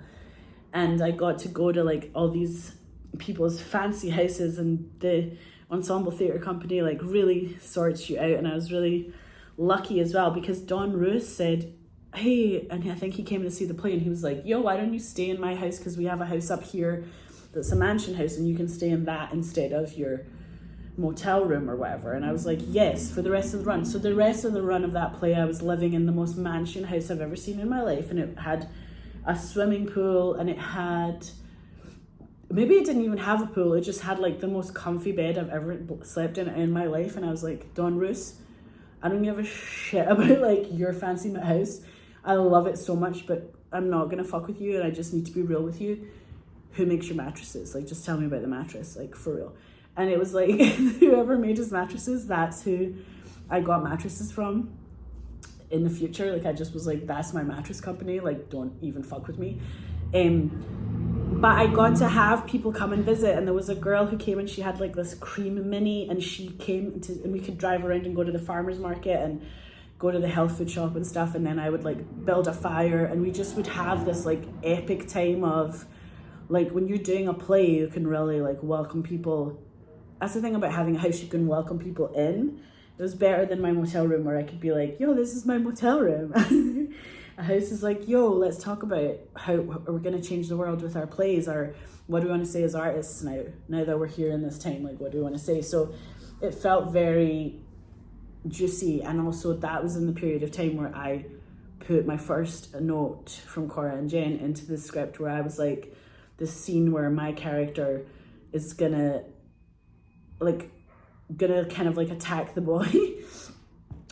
She attacks the guy because she comes in and he's like doing a crossword puzzle, and she goes behind him and like simulates what's happened to her in her life when she was raped as a child, and that's what she thinks sex is. So she does it to him, and then she simulates it, and then he's just like dealing with it, and then I think he like drops his pencil. And also we did that scene like so many times. I think we did it like 3 times or something for the whole crew. And I also, when I wrote this thing, I sent that scene to Cora and Jen to foreshadow the sexual abuse. And they were like, yeah, it does foreshadow the sexual abuse. Like, correct. That is what is foreshadowing the sexual abuse. And also, no one's done anything like that, I guess, in cinema either before. Like, Good Dick wasn't something that anyone had seen before. It was way before the Me Too movement. It was way before, I don't know, it wasn't necessarily ahead of its time or anything, but it was about a woman who's been sexually abused and what would be a rom-com for her. Like, how do you hold her hand if you've been sexually abused, the thing that heals you, which is sex and intimacy. If someone holds your hand and it burns and you pull away, how do you go from there? Like, what's the next steps, you know? And he washes her hair and he does these things that's very persevering. And this idea of eros was part of what I wanted to put into cinema. Like, I didn't want to do a film with the idea of like this tacky thing that was in cinema that looked like what a man is, like these cheesy rom-coms coming out of the States at the time, that were belittling us all and soulless, and felt like I don't want Matthew McConaughey to be, at the time Matthew McConaughey was very cheesy, so he hadn't done anything like Dallas Buyers Club or anything like that. He was really, really, really the cheesy man in town, and it felt like it wasn't good for our souls, you know? It didn't feel like a healthy shake. It felt like some weird drink that had horrible stuff in it that was toxic for you that you don't want to drink. You know, it was like, I don't know anyone who's like that as a man in real life. Like, men in real life are way more dynamic and deeper and have more emotions and are more flawed but also more beautiful and like genuine and all these things that you don't get from those stories. And you want to show the kids stuff where people are real, you know, and you have a man being a man and a woman being a woman, and that's much more interesting in cinema, to show the depth of what men and women can be together and who they can be for each other, and that like friendship is a real part of that, and like that requires all like mutual respect and mutual affection, and like intimacy is really not this thing to be played with. It's actually quite something to be honored in cinema, and that's why I loved Andrei Lascaris, the cinematographer, my DP.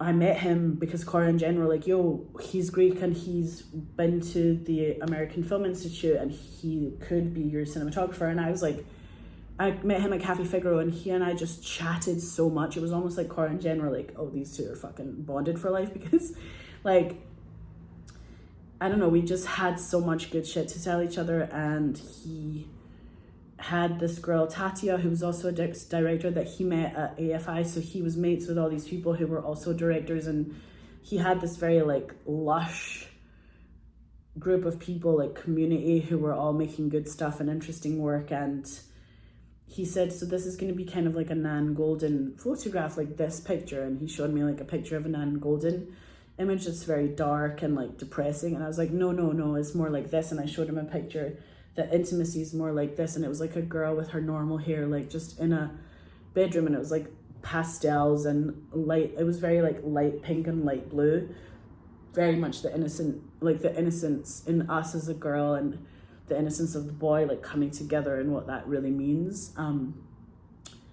And it does go dark to light. Like I was like, it's cathartic, you know. I said everything I make is cathartic. It's not going to be dark or light to dark. It goes, sorry, it's like dark to light, and or it's like light and light. It's like stays light. There's no like there's no like pessimistic things that we do, because why do we get out of bed if we're gonna do something like that?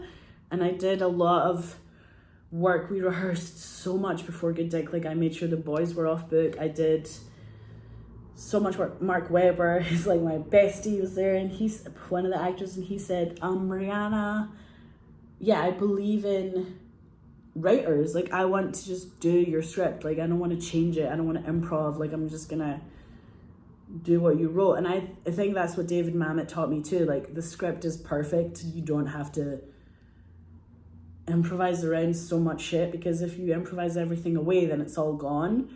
So there's only one improvised line in Good Dick, and it's a black mamba snake line that Martin Starr has about a black mamba. And I was like, I can include this because snakes are good luck. And I had all these like witchy vibes about it, and I was like, I bless that, and he can include that. And also as an improver, he was like coming from a world of Judd Apatow, you improvise everything. So he kind of like, I don't know, was very much part of our like new team of, I don't know, we had a very interesting time doing that film, because it was such a groundbreaking time for all of us. And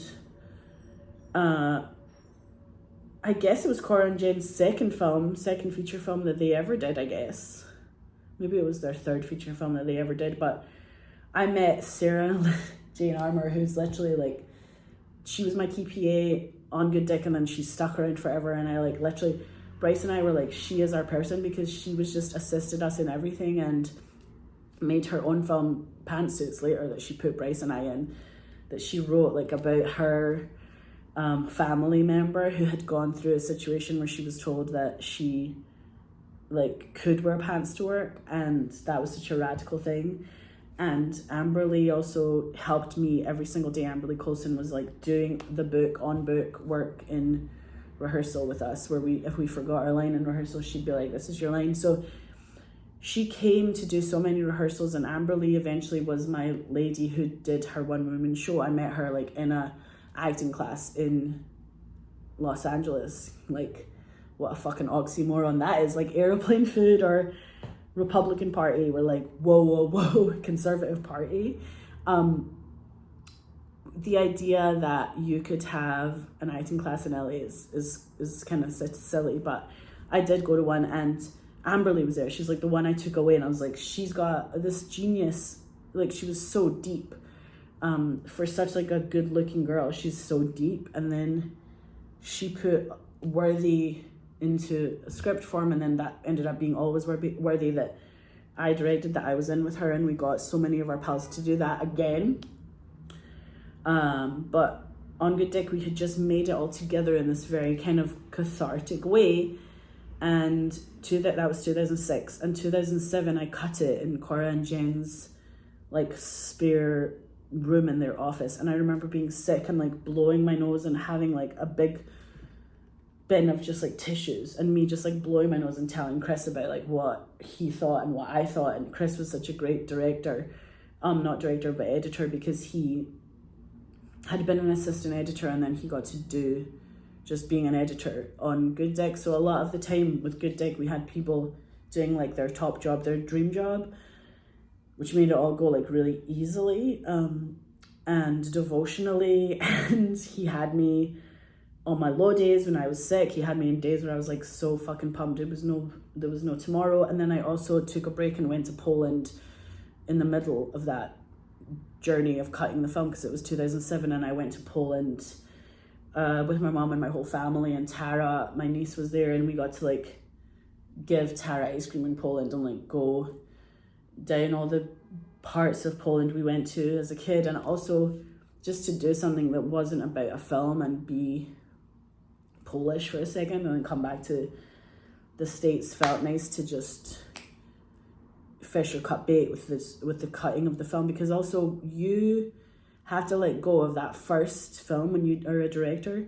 Letting go of your first cut of your first film, it's like taking away somebody's bottle if they're a baby, and you're just like, oh, I don't want it, let it go. You know what I mean? Like, babies are just like, why are you taking my milk bottle away? Like, why would you take it away? It's full. Like, why would you take this away from me? I'm hungry. It was very, I don't know why, I had to like have a lobotomy for a second and just be like, all right, I guess we're just gonna pretend this is the end of the film. And it's like you mark a time, you mark a moment in time where you're like, this could be the end of cutting the film, and we'll just pretend it is, and then that'll be what the world sees. But you could continue to cut a film for the rest of the time as an artist. That's not a problem for us. We could do that forever as directors, but you do want to have a tough skin or a thick skin about it, and like be a fucking grown up and just go, right, done. Let's put it out in the world now. Because putting a bow on it and finishing it is a totally different energy than creating it. So it's like you just gave birth to this baby, and then they're like, it's going to school, it's got a mortgage, and you're like, wait, why is this? It's 25 with a mortgage? I just gave birth to it. It's like, no, like it's fine, you know. And you feel, it's not like this feeling of it being exposed, but you feel intense. There's no two ways about it. You just feel intense. It's like you're a dad and some guy's coming in to have a date with your daughter, and you're like, I should be changing her nappy. Like, why is this guy trying to talk to me about taking her to something when she's like, maybe she's 18 or something? And it's just like, oh, this feeling of you've seen it all, and yet the world is suddenly telling you that time has passed and you need to kind of get a shift on, or you need to sort your shit out a little bit and like wake up a little bit. So Chris was so nice as an editor to be so respectful. And I remember the first day with him, right after I'd finished shooting, it was like the first day of editing, and he said, do you want to watch the assembly? And then I think I watched the assembly, and he was like, do you want to work off the assembly, or do you want to work off from scratch, like a new cut? And I was like, let's work off from scratch, a new cut. So it was basically like whatever work he'd done, he was like, all right, let's start again. So he knew that it was my first film as a director, me acting for the first time, but also having written it. Like, there were all these things that were happening that I don't know, he just understood it, artist to artist. It's not like he was confused about it. And he was so like the perfect person to cut it. Like, he wasn't a therapist, but he was so funny and like understood the intimacy and like understood the artistry of every aspect of it. Like, he was like, we got good sound, it was really well shot. Like, he was so respectful to Andre and all this stuff. And he's the first one that told me about the cut to anchor, because he was like, there are actors out there where they're always the cut to anchor. Like, you can go to them and they'll be doing the same shit that they did for you. They're not fucking up continuity. Like, you can rely on them. And he was always like saying that. And I was like, what a fucking gem of a guy to like teach me all these little terms that I was gonna like say for the rest of my life, you know? Because now I'm like, this guy's the cut to anchor, or she's the cut to anchor. And this post language that's so fun and vibrant and jazzy and like about the history of cinema, but also like, let's make it funny and make sure it's a good film. And I also brought it to Peter Mullen in Glasgow. Like, I was staying at the Grosvenor Hotel. Like, usually I should have been staying at the one Devonshire, but I was staying at the Grosvenor Hotel just to show Mullen the cut of this film, because the thing was, I said to Cora and Jen, I have to show Peter Mullen the cut of this film and then we can sign off on it. I had to show my mum, my friends, and Peter Mullen. Like, I had to show Sammy, Michael and Stephen or something, Peter Mullen and my mum. And I think that's what I had to do. But I was staying at this hotel and Tara was still in the Steiner School. So it was like such a rom-com for me. I mean, I was not like thinking of it that way because it felt very intense. Like, for me, I was in a drama, but I had to go, Mullen was coming to the hotel to watch it on my laptop. So it was very like modern days, and Mullen wanted to watch it. He came into my hotel room to watch the cut, and then I was gonna like leave to whatever the fuck, I didn't know what I was gonna do, but I was like, Mullen, can you watch it on my laptop with these headphones? And he was like, why can't I watch it on the big screen? And I was like, because literally I can't fucking do that. Like, just watch it on the laptop. And we already were fighting like suddenly, because we'd never argued in our lives, and then it was like really intense for both of us because suddenly I was this director out of fucking nowhere, and he'd always been the director in our friendship. So I was like, sorry, you have to watch on the laptop. And he was like, fine, I'll just watch on fucking laptop, like, fine.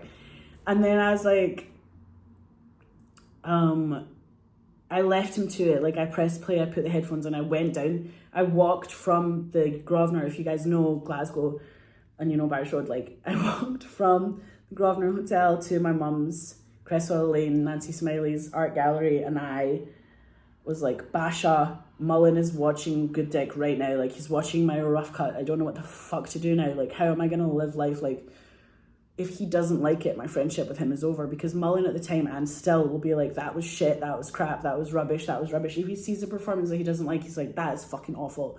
And he says it like, it's terrible. I just know, like, in between, you can't be like, that was an amazing performance, but it was shit for 5 reasons. He'll be like, it's shit or it's perfect. You know, it's like, you're an angel artistically or you're a fucking failure, and there's no in between. And I felt like really like the stakes were high in my friendship with him. And like, he was my mentor and I was his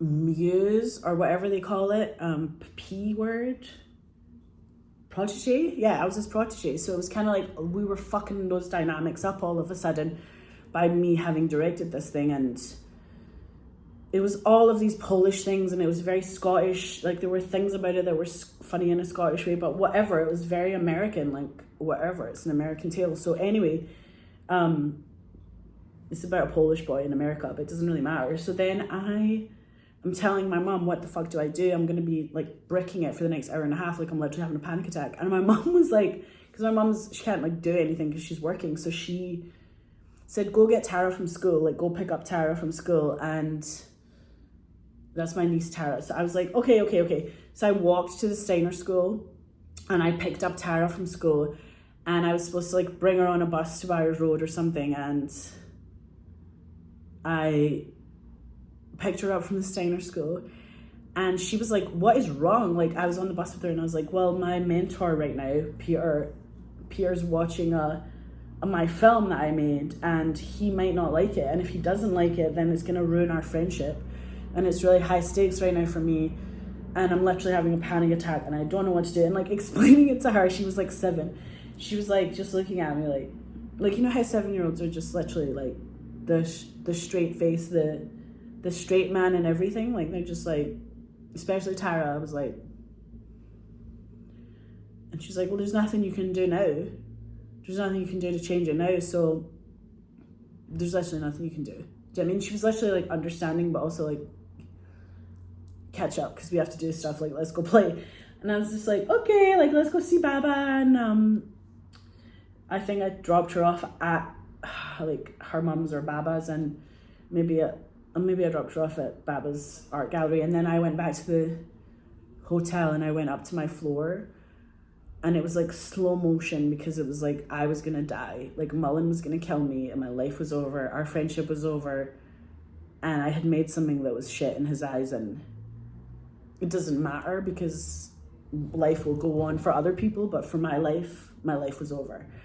So I like turned the corner, and as I turn the corner where the lifts were, I can see him coming out of the hotel room that I was staying in, that the Final Cut laptop was in, or the laptop with the Final Cut of Good Dick was on it, that I brought from America, like just for him. And then he's turning around like that, and he's got a fag in his mouth, Kel Surprise, because obviously you can't smoke in the hotel. And as he turns around, he's got the fag like that, and he's turning around, and as he turns around, his fag goes up because he's smiling at me. And I was just like, oh fuck, maybe he liked it.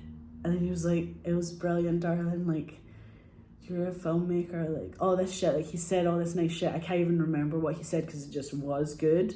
That things that he said were good. And then we went downstairs to that little bar that is in the the Grosvenor Hotel. I don't even remember what it was called. The hotel, the like wee bar that's down there that's next to Waitrose now. But I think that used to be a Safeway. Anyway, we're sitting there and like, he was saying all this stuff about the film. It was like Pepe Le Pew. He thinks it's like Pepe Le Pew is like following her around, and everything he's doing, he's trying to do for her. He said that he liked it. He didn't think it was War and Peace, so he didn't think it should be like an hour and 40 minutes. He thought that we should make it an hour and a half because it's like a drama comedy or whatever. You don't want it to be, it's not War and Peace. And I was like, oh, I understood that note so well, because you don't want it to be lagging for people ever. So I guess we cut a little tiny bit. We cut like 7 minutes out of it or something. And then I went back to Cora and Jen, said all that shit. We did that. And then that's the cut that we sent to Sundance. Because Cora and Jen were like, we do have to end this editing process because we have to enter Sundance. And I was like, we're never going to get in. Like, I said that to their faces. I was like, it's fine that you guys want to enter Sundance. We're never going to get in. And I had been to Sundance. I had seen how epic it was, but I thought that you had to know 25 people. I thought you had to twist somebody's arm. I thought you had to, like, bribe people to get in. I literally didn't think that they watched the films. When I got into the festival, I found out they watch the films. They don't take bribes. They have programmers watch every film that's entered. So they watch 3,000 films a year. Like, it's no joke. They watch everything. They know everything that has entered. They're not confused about what's been entered, and they make decisions based off of that. And where the fuck was I when I think I was like driving in LA or something when they called me and told me it got into Sundance. Because we were just like over the fucking moon. Like, we didn't think that anything like that would go to the festival. And then that's when Michelle Sadler asked me to come into her office at the Sundance offices in Los Angeles, and I got to see the Sundance offices, and I got to sit there, and she told me that they were making me an Annenberg Fellow, that she knew it was hard to be a filmmaker. And Babja was part of that feeling for me, that feeling of like a milestone like that your granny cares about, or, you know, things like that. You can say, oh my God, my granny would be proud. And also, when I did Good Dick, I was like giving up the modeling, giving up anything about doing an advert. Like I had done an advert in Los Angeles when I first got there, and I was like, oh, I don't want to do that anymore. Like I just want to do the art things. Like I don't want to do anything for money that's just for the money. I just give up money and I only do the creative thing. And I didn't think about it as a creative endeavor at all. And then that was the thing. Good Dick was the thing. When I gave up the idea of making money, that was the thing that propelled us all into outer space and gave us all our future jobs, and we got employed off of it. And I remember feeling like at the festival, like it was deserved. Like we had worked so hard, and we were good. It was good performances. Like we were crowd pleasers. The crowds loved us, and then the Q&As were so intense. Like people who had been sexually abused came up to me and talked to me, and my mum was there. You know what I mean? Like it was all very kismet and felt beautiful. And I was very kind of like enamored with Robert Redford, him telling us about what the point of it was, how he started the festival for Native American voices to be heard by themselves, have them direct the film, have them be the ones who write their own stories and fund their own films and TV shows, because that's more interesting than whatever other outsiders can say about their culture. And also, I said to them, you need to have more female directors though. Like, let's have all ladies in this place, because it needs to be like 30 to 50%. It's been 30 to 50% female directors since then, but I said you could have 100% female directors to make up for lost time. And the DGA is the same, you know, we have to have like more female directors in there. So I definitely put 1,000 of my female pals in the DGA. And it's been a good thing to have, because when you're in the DGA, they fly you out first class, they make you, or they protect you, they love you, they respect you, they revere you, and they support you. And it's very kind of meant to be, you know, you get to go to these DGA screenings and you get to talk to other filmmakers about what it means to be a director with a union, and you feel really kind of like it's just good vibes for generations. But the fact that we're talking about like this idea of this film that was Polish, Scottish, that I made while I was in America, that it had this universal appeal. I went to Poland and like talked on TV about it and said all this stuff about the character having a babcia and what it means that his babcia is always phoning him, because literally your babcia always phones you. And I got to put Babcia Bronya Nusha Korczak in Good Dick. And also I loved going to my granny's house and being able to say to her, I'm a director and I put you in my first film. And all these things felt totally normal. It felt like, you know how like Fellini would eat the food his family made for him, and that's kind of how he became the director he was. I do think that who your family is and how they fed you is the artist you are. Like it is who you see in the future, how you view the world. It's who you let into your community as an artist and all those things. It is a radical truth, you know, that what you were as a kid is who you are in the world a wee bit. And I do feel like that with the Laurel Bank girls. Like everyone I went to school with, I think they knew I was going to go do something radical. Like they were going to be housewives and have kids in their arranged marriages. They were going to be doctors and lawyers in their dad's firms. Like they were all going to be employed by their dad. And I was kind of like, I'm going to go to the States. Like I'm going to go try and change the world for Scotland. And when I met Sean Connery, they gave me the award in Edinburgh for Good Dick. And Hannah got me to meet her at the Balmoral Hotel, the head of the festival. And she was sitting there saying, Mariana, we love your film so much, we want Sean Connery to give, no, she said, we want to give you the directing award for this film, but also Sean Connery is going to give it to you on TV. And I was like, oh my God. She was like, do you agree? And I was like, yes, I agree. I was like, oh my God. Yeah. And I literally had like a tartan outfit on. It was from APC in New York. Like it wasn't even from Scotland, but it was very tartan, and it was like amazing. The shit I was wearing was so Scottish when I got that award. And Sean Connery, the first thing he said to me was like, you're going to face your crowd and they're going to enjoy your work for a very long time. And I was just like, oh my God, he said such interesting shit to me about continuing to make films in Scotland, continuing to make stories about Scottish people, that he had, I was like, didn't even realize that he was a director, but he directed a film that was set in Glasgow about the Glasgow shipyards.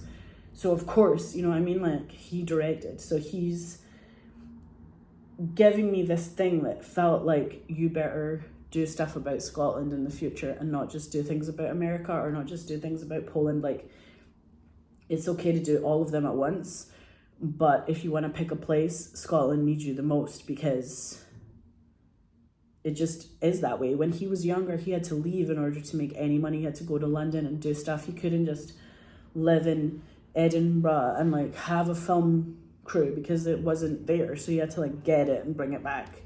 And that perspective is something that I'll never forget. And also my mum bringing a bus of people to Edinburgh for that moment, a bus of her mates, was so fucking funny. And also half of them were Polish and I was just like laughing.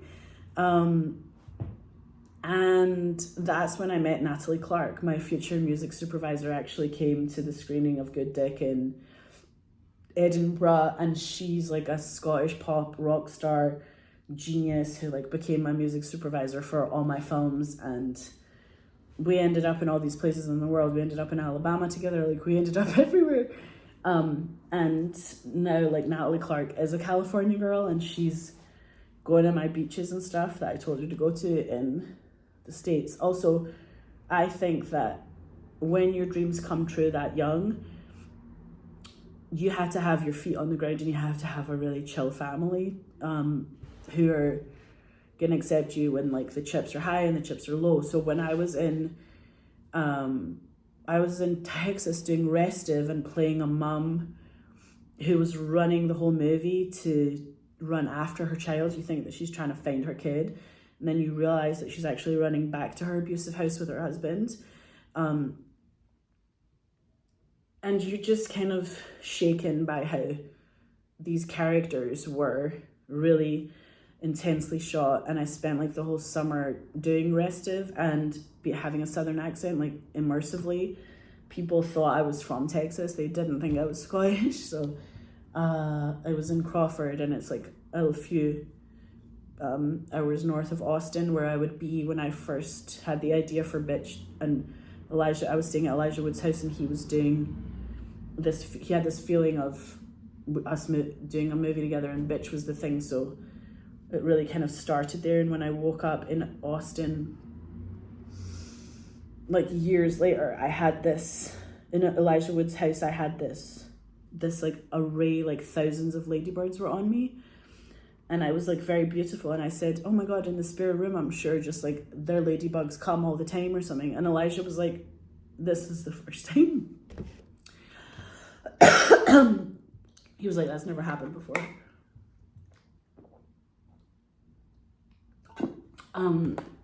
So like covered like my granny's war stories and how her perspective always gives you this idea that you could sort of do anything. And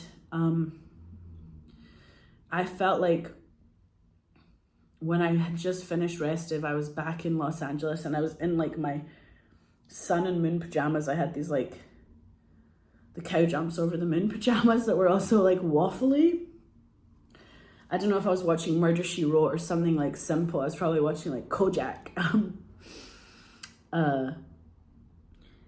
I don't know, I was probably watching Magnum PI or something. I don't know, I was watching some TV, and Peter Mullen phoned me, and I'm in like my Brentwood apartment, and I went outside. So I'm like standing on the veranda, or the area where people, like in the lobby on the first level of the thing. So it's like, it's outdoors, because in California, like a lot of this stuff is outdoors. And your flats, like instead of having the flat building, instead of having walls, is just to the outside, because you get to see the hot, beautiful weather. And there's like benches and stuff you can sit on. And instead of sitting on the bench, I was like standing on the bench, because Peter Mullen phoning me was like, hi Mullen, like what is it? I didn't want to like lose a signal or something. So I'm standing on this bench and like in the lobby of my flat, and I'm like building, and I'm like, hey, it's exterior though.